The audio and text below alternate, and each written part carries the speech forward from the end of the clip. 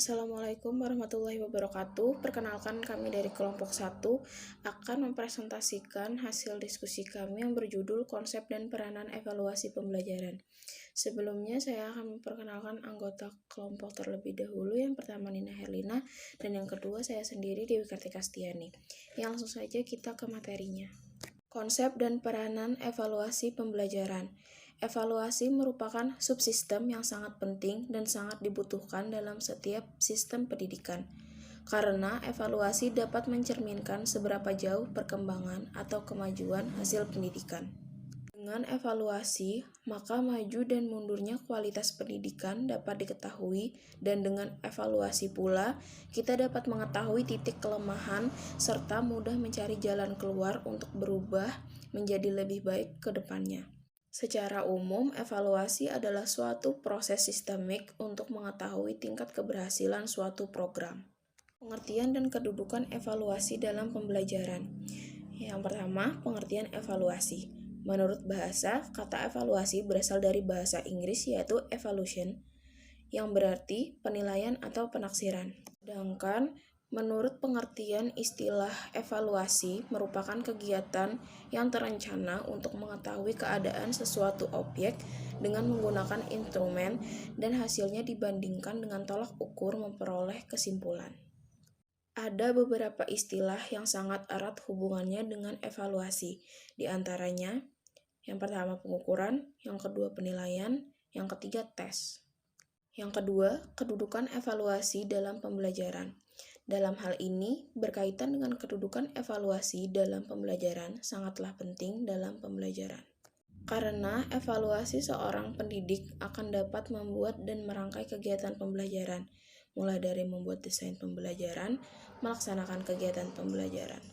Jadi, evaluasi adalah salah satu komponen di antara komponen-komponen yang sangat penting dalam pembelajaran. Tujuan, fungsi, dan prinsip evaluasi pembelajaran.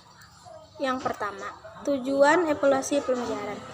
Tujuan evaluasi pembelajaran menurut Sidoyono terdiri atas tujuan umum dan tujuan khusus.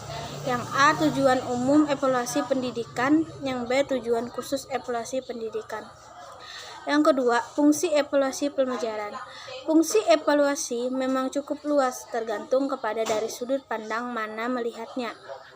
Bila kita lihat secara menyeluruh, fungsi evaluasi adalah yang A secara psikologis, yang B secara sosiologis, yang C secara didaktis atau metodis, yang D untuk mengetahui kedudukan, yang E untuk mengetahui taraf kesiapan peserta didik, yang F untuk membantu guru dalam memberikan bimbingan, yang G secara administratif.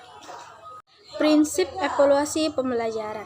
Prinsip-prinsip yang ada dalam pembelajaran antara lain A. Prinsip komprehensif atau keseluruhan, B. Prinsip kontinuitas atau kesinambungan, C. Prinsip objektivitas, D. Kekasihanan, E. Kepraktisan.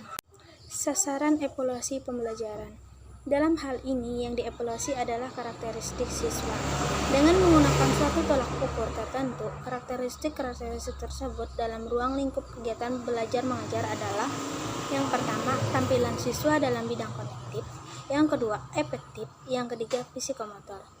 Terakhir, peranan evaluasi pembelajaran.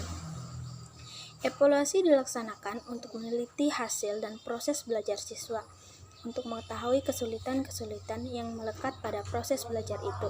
Evaluasi tidak mungkin dipisahkan dari belajar, maka harus diberikan secara wajar agar tidak merugikan.